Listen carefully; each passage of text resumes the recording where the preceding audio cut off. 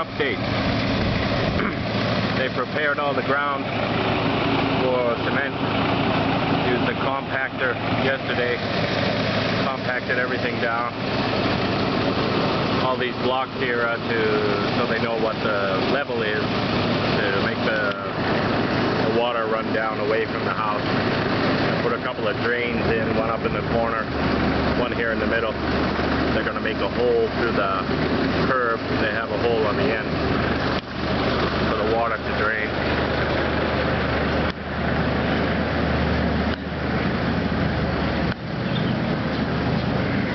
They put a drain hole there. There's a pipe that runs under the ground to that drain in the corner. And then water when the water builds here, can spill over into that drain. There's also a drain there. I'm going to have the same kind of setup. Right here, there's another drain.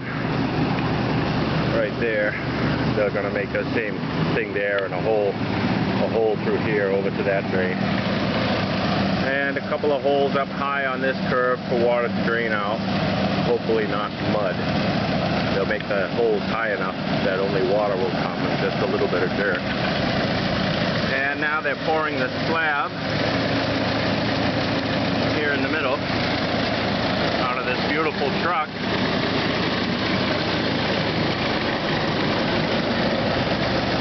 You can see they adhere to all the safety standards.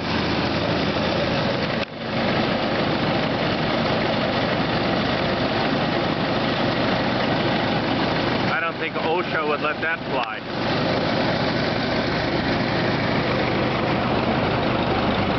But I got some. Yeah, they're pouring that, and the wire reinforcement they put on the ground, and then as they pour, they lift it so it will be in the middle of the slab. Not exactly the same way they do it at home.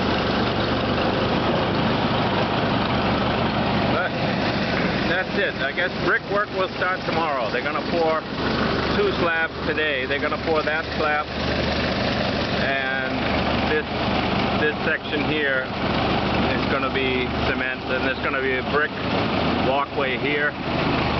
This part of the driveway right here is going to be cement, and then brick here, and brick in the back there, and then all brick here.